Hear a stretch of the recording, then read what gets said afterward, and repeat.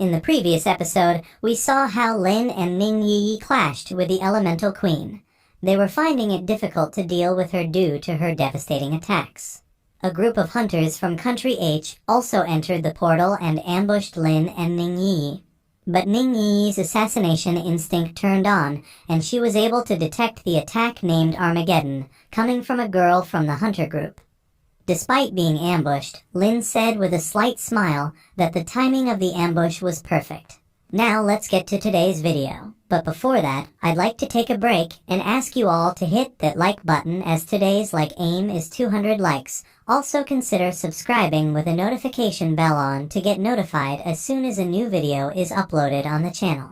You can also consider joining the channel and support me financially. It will help me to produce better quality content faster.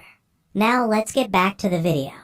As the girl from the hunter group attacked Lin and Ning Yi, her attack hit them on the face. But as the smoke clears, we can see that Lin protected him and Ning Yi with the help of his skeletal armor.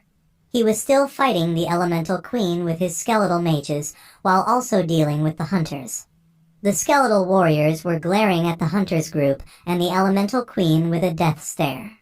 The boss of the hunter group was surprised. As he saw the skeletal warriors and skeletal mages that Lin summoned, he wanted to know about the undead creatures and how they were so strong. He even thought that it must be the Elemental Queen who summoned them and not Lin, but he never heard that the Elemental Queen also summoned some powerful minions for her help. After their attack failed, the group started panicking, but their one-eyed boss consoled them and told them to not panic, but the show was still not over. All the group members were chained by the red chains of the slow curse. They were not able to comprehend the power level of Lin and Ning Yi. First their ambush attack was detected, and now they cannot even move properly. Lin explained his plan of action while holding out a hand using his slow curse skill. He said that unlike the monsters, the professionals will probably have the skills to remove the curse, so he wanted to deal with the healers first. As the skeleton mages were still attacking the Elemental Queen, some of them turned around and started attacking the hunters group.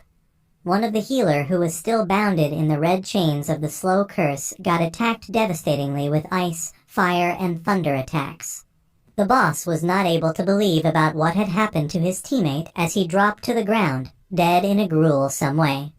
The boss was angry. He used group provocation on his whole group.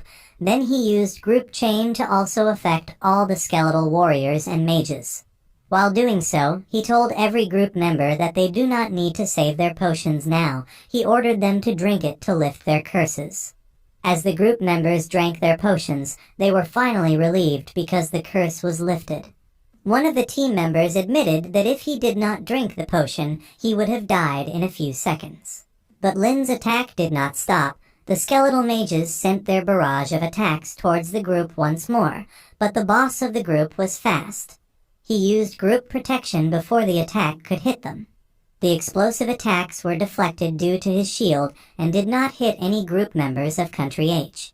Ning Yi told Lin that they were all level 40 hunters because the king's group protection, group chain, and the sneak attack of the girl with meteorite fire were all level 40 skills after the second evolution. While Lin heard this information, he was also in deep thoughts of his own. Now he knew that there was an anti-curse potion also existing somewhere in the world. He was amused by the depth of the second evolution professional. He admitted that under the circumstances of being able to use props and potions, level 40 professionals were indeed difficult to deal with. But he cleared his mind as he smiled, saying that if it wasn't for the skeletal armor, he and Ning Yi would have been in a very dangerous situation indeed, but that does not mean that he can go soft on his enemies. He decided that he will kill them all anyway, and sent his skeleton warriors and mages towards them. As their one-eyed boss was still standing with his shield in one hand, while using the group protection shield on his group, number of skeleton warriors and skeletal mages bombarded them with their attacks. The girl of the group was in shock, not able to comprehend about why the skeletal summons cannot be killed. She asked her boss about their next plan of action, but the boss was out of his depth. He didn't realize that Lin was so strong. He cannot comprehend that Lin was able to keep them in check while also dealing with the Elemental Queen. Finally, he decided that he had no choice but to keep his pride aside and retreat. The group members were shocked when they heard that their boss was saying that they have to retreat. But as the smoke and dust from the attack cleared, we see the silhouette of Lin and Ming Yi. The eyes of Lin were glowing with the soul blue color as he was going to use his skill, Soul Flame. He used it on one of the group members as he started screaming in agony, telling Lin to get out of his head. As the boss turned around to see his teammate, he was struck by multiple ice, fire, and thunder spell attacks from the skeletal mages. He gasped in pain as he saw his plan shattering and backfiring on the group.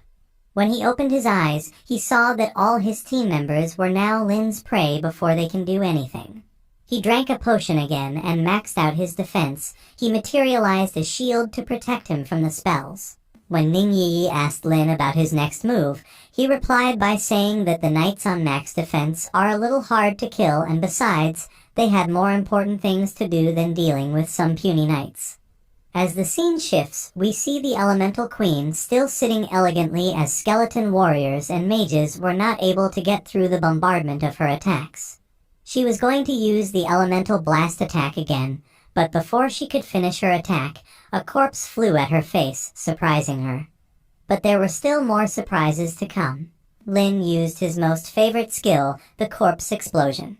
It was such a big explosion that it impacted the whole hunter group, blowing them off from their feet to the ground, as well as the Elemental Queen, as she was engulfed in explosive flames.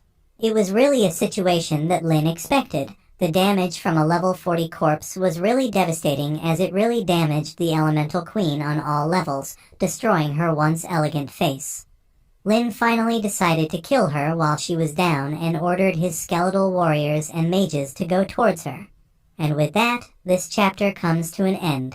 Man, this chapter felt so short, but it was the most interesting among the chapters that come out recently in my opinion. I hope that you liked the video, and if you did, do hit that like button and help me complete the like aim of 200 likes. Also consider subscribing with the notification bell on to get notified as soon as a new video drops on the channel. You can also consider joining the channel to support me financially. It will help me greatly in producing better quality content faster. I wish you all to have a nice day, and I'll meet you in the next video. Until then, thanks for watching.